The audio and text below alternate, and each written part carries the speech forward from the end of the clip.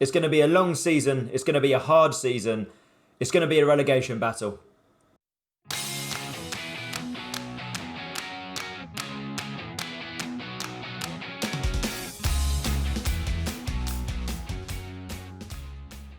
Welcome back to Munich. Welcome back to the Bundesliga. I hope you had a great weekend. And if you're watching in the future, that generally doesn't apply. I just hope you're doing okay. Now, since we last met, the form has been not great. A 2-0 loss away against Stuttgart. They scored 2 early goals. We just did not look in the game at all. Didn't look like we were going to score a goal. Followed by a 2-0 home defeat against RB Leipzig. Again, they scored 2 goals in the first half. We looked so lost and out of place here.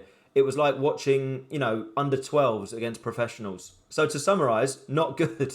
We then, however, did manage a 1-1 away draw against FC Augsburg. They did have 10 men for quite a while, and we couldn't break that 10 men down. We then got someone sent off, so we had 10 men, and ended on just, being happy to take a point away from this game. So 2 defeats and a draw leaves the table looking like this. We are second from bottom, 17th out of 18th. We are, as it stands, it's not looking good, is it? Early days, though. Early days. Very early days. We've got plenty of time to get ourselves out of this mess. There's also been a few new transfers. The deadline has gone. The transfer window is shut. We've got 3 new players in. The first one is David Otto, a striker on loan from Hoffenheim. 8.5 grand a week, 3-star rating for the squad at the moment. And he looks okay, doesn't he? He's not amazing, but he looks decent. We needed a second choice striker behind Moise Kean, and this man can certainly fill in as and when we need him to. 23 years old, German. I don't think he's played too much for Hoffenheim. He hasn't, but he's played for their second team and he's scored goals. So hopefully he can come in and, put some in the back of the net. The next man in, I'm very excited about. Pedri, on loan from Barcelona. I think he's our best player at the club now. But he can play all along these 3 attacking midfield positions here, on the left, in the centre and on the right. We're most likely going to play him on the left, either as an inverted winger or as an inside forward. But either way, he's got the attributes that can do both of those roles perfectly. A youngster, a wonder kid, 16 grand a week, which is quite a lot, but we needed someone like this just to give us that spark to try and stay up this season. He adds a bit more quality to us when we go forward. He's a very good signing, I think. Pedri, in from Barcelona. And the last man, a goalkeeper from Norwich, Luca Lazzarini. He's on quite a large wage, 18 grand a week, but we needed a new keeper. Andre Weiss just wasn't cutting it for me. He was okay in the 3... Well, he was good in the 3 Liga, okay in the 2 Bundesliga, but in the Bundesliga, I think we needed something else. And I'm hoping Luca Lazzarini is that man. Annoyingly, just after I signed him, Weiss came and wanted to stay at the club. He wanted to be taken off the transfer list. So, annoying. Typical FM. So they are all the ins for this season. If you have a look at the outs, we did sell someone for £6 million to Hertha Berlin.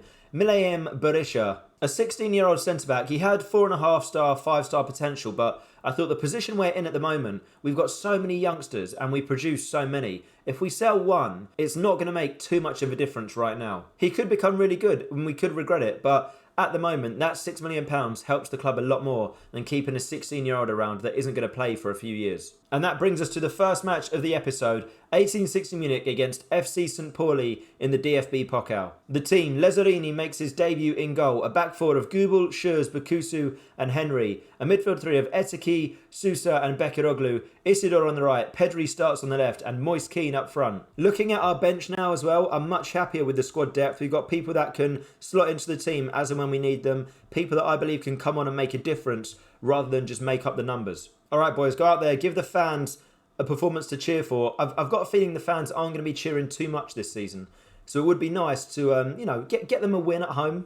Hernandez coming forward down the left. The first highlight for FC St Pauli right from kickoff. And they've gone really close there. Okay, St Pauli trying to build something. It's awful defending. They've hit the post. Goodness me, early pressure from the 2 Bundesliga team. Of course, the priority this season is survival. We do not want to be relegated from the Bundesliga. But these games against the likes of FC St Pauli and lower league opposition, if we get some wins here, we've hit the bar there. That's very unfortunate. If we get some wins here, it can just help build morale going into the Bundesliga matches. Highlight down on this right. Gubel has the ball. He finds Jan. There's space over on the left. He finds Rico Henry. If he can get past his man and get a ball in, he can't. He gets a second chance. Rico Henry into the box. It's well defended by FC St Pauli. But I thought the keeper saved that. It's hit the bar. and gone over. That's twice we've hit the bar now. I am training a 4-4-2 tactic as well. I do feel like 4-4-2 could be the way forward this season if this luxury 4-1-4-1 or a 4-2-3-1 doesn't work. Sousa coming forward, finds Bekiroglu, out for Rico Henry. Again, we're working it down the left. Henry, can he find a ball in? Isidore can't win the header. For some reason, he didn't win a header. I mean, I can't believe it. Gubel finds Jan. Jan for Bekiroglu. I mean, shoot from there. Oh, F-can Bekiroglu. We know what he's capable of outside the box. He's got another screamer. We'll see it here then. Jan with the first time pass. Bekiroglu with a touch. And the half volley. Straight past the keeper. Top left corner. Absolutely superb. Always nice when we score a screamer. And, you know, when it comes to Bekiroglu, that's what we expect now. I'm happy, boys. Keep it up. Keep it up. I find these games, like I said earlier, important to beat lower league opposition just to help build morale going into the league games. Corner ball. Gubel to whip in. It's cleared by Hernandez. Only as far as Bekiroglu.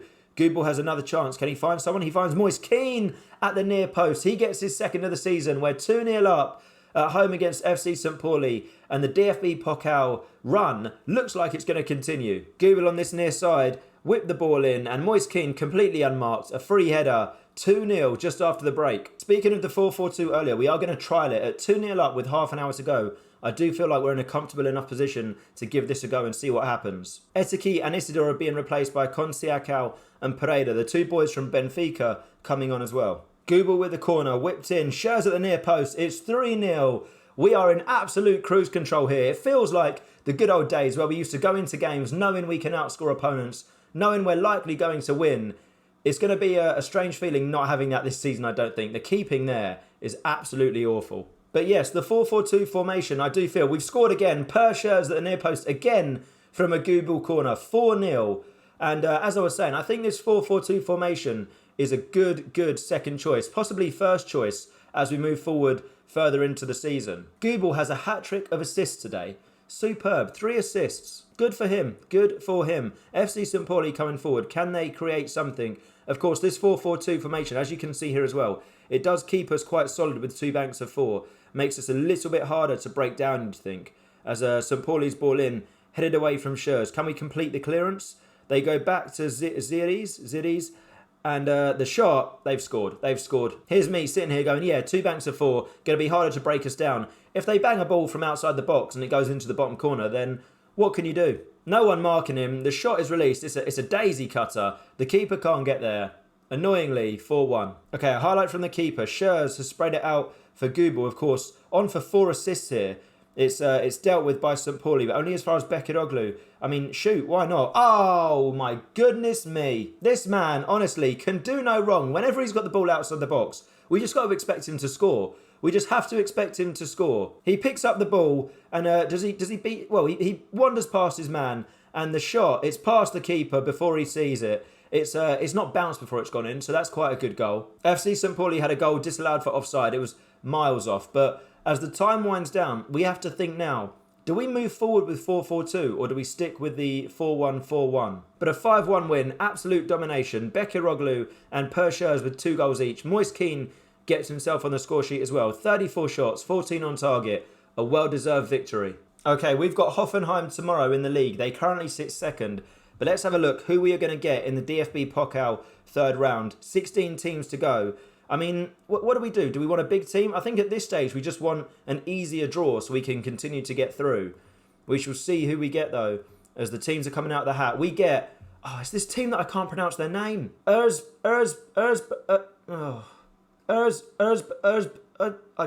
can't do it. Erzberg Au. That's what we're going to go with. I think that's what we went with before. Erzberg Au. In the 3 Liga, that's who we get in the last 16 of the DFB-Pokal. We'll get these other teams out of the hat as well. Any big draws? I don't believe so. There's quite a few teams out that I don't see here. Dortmund aren't here. Leverkusen aren't here. RB Leipzig aren't here. If FC Bayern get knocked out, and obviously you've got Hertha Berlin or Hoffenheim going out there as well, we could have a chance of winning this, providing we beat Erzberg Au. Okay, Hoffenheim at home, and this is the team we are going with. As you can see, we've changed formation. We're starting with a 4-4-2, and who knows, this could go really well or really bad. Or it could just be a boring 0-0, and we won't be able to take anything from it. The team then, Lazzarini in goal, a back four of Gubel, Schürz, Bakusu and Henry, a midfield four of Konciakau, Sousa, Bekiroglu and Pedri, and a front two of Moise Kean and Pereira. Hopefully, this formation makes us harder to break down and more threatening when we go forward. Pick up where you left off, boys. I think there's quite a significant difference in playing FC St Pauli and Hoffenheim, but we'll see what happens. As we kick things off in Munich, a point would be brilliant. We've got to take our points against these bigger teams as and when we can and pick up wins against the teams that we think are going to be in and around us throughout the season. Especially in the early days of the season, we can't expect too much. As Hoffenheim coming forward down the left, the ball's in. Well, this 4-4-2 seems to be working brilliantly so far. Robert Skov has put Hoffenheim 1-0 up after just 6 minutes. So, I mean, Konciakau doesn't win the ball. Davis ball to the back post. The fullback's all over the place. Skov sneaked in. He's volleyed past the keeper. And we are losing. The thing is, what I often end up doing on Football Manager is I react too quickly and I change things too quickly. I've got to let the game play out. It's only been 15, 20 minutes or so. We need to just see how this plays out, what happens. At the moment, I'm already thinking of changes because they're coming forward down the left again. Someone stop him. He's smashed it into the side netting, thankfully. All right, Pereira has the ball. There's a counter-attack on. He finds Pedri. Pedri, we've brought you in to score goals. Oh, it's a fantastic save from Oliver Baumann. We've brought you in to score goals. We've brought you in to do more than that. But a superb run. You'd think it should be 1-1. Gubel's ball in. It is 1-1. It's not. How is that offside? There's no way. We'll see it on the replay. Pedri, I don't think he was offside. Well, he was offside, but did he get in the way? Gubel's cross. Schür's header. All right, to be fair, he is standing right in front of the keeper. So that's, yeah, I'd be fuming if that was given against me. So that's annoying, though. Encouraging signs, though. Encouraging signs. If you look at the stats, we're not being outplayed, are we? They've had a few more shots, a little bit more possession. But considering we've just come up, we're not doing too bad. And we've scored. Rodrigo Konciakau at the back post. Pedri's ball across to Konciakau. And there we go. We are level 1-1. Pedri with the ball across. A fantastic ball. And Konciakau, an unorthodox volley. But it's gone in nevertheless. And we're back on level terms. If we can get to half-time at 1-1, I'll be very, very happy. There it is, 1-1. And like I said, if you look at the stats, we have not done badly at all. What do we say to them? What do we say? I'd like to praise them. I'm going to say I'm happy. Keep it up. Everyone looks delighted. Oh, do you know what? The morale, the team spirit, everyone's loving life here in Munich. There's a highlight pretty much, well, not straight from kickoff, but 30 seconds into the second half. If we can work something here, come out left. Here we go. Here we go. Rico Henry sprinting forward. Look at him. Look at him go. Oh, he's been tackled. That's not ideal. Gubel finds Schürz in for Bekiroglu. Look at us. We're playing the ball around brilliantly. Pereira, he's in behind his defender. Baumann saves again, but superb football from Munich there. Gubel with the corner. We know how dangerous he can be from these. It's, Bakusu. Well, that looked like it went a long way over the bar. Sousa has the ball coming down the right. He finds Pereira. Can he find a cross? Konciakau has it. It's headed away. And Hoffenheim... Oh, yes, they can look to clear. I was hoping we'd be able to win the ball back quite high up the pitch there as Baumann finds Davis. And this is where I think the superior players... I was going to say this is where the superior players will stand up and be counted. But they've lost the ball. Pereira's in. It's a great block. And can he get the rebound? We can't. But still, an hour gone. Encouraging signs. Another highlight for us down on this right-hand side. Pereira's ball in. It's got to... I can't believe he's missed that. I cannot believe he's missed from basically under the crossbar. We should be 2-1 up. There's no way Moise Kean should be missing that. With about 10 minutes to go, Marchand has come on for Sousa. We're going to demand a little bit more. It will be crushing to lose the game from this position. We've played so well up until now. 3 minutes added on. I will take a point at this stage. It looks like we are going to steal a point from Hoffenheim. There it is, a 1-1 draw. Not the most exciting of games, but the position we're in... You know, we've got to expect games like this, and we're going to take that 100%. Again, though, we've played really well. Look at the stats. I think you can look at those and generally not know who is the team that have just been promoted from the league below. And that leaves the table like this. After 5 games, we haven't won a game yet, but we've only lost 2. We've got to take the positives from here. We've got another formation now in 4-4-2 that we've trialled. I think we looked good defensively. I think we looked a bit more threatening going forward. I think that worked. So the next few games, I am going to continue with the 4-4-2 and just see how it plays out. Speaking of the next few games, I think we are going to come back in October. We've got a tough October of games here, but we're going to come back for Dortmund at home and Bayern away. 2 of the biggest teams in Germany. I think it'll be fun to see us try and compete against them. We are, however, going to leave this episode here. Quite a good one. A 5-1 win against FC St Pauli. A good DFB-Pokal third round draw. And a good draw at home against Hoffenheim as well. If you've enjoyed the video, please leave a like. If you want to see more, then please, subscribe. Subscribe to the channel. And we'll be back tomorrow evening at 7 p.m. with Dortmund and Bayern. Who knows how that's going to go. Take care. Goodbye.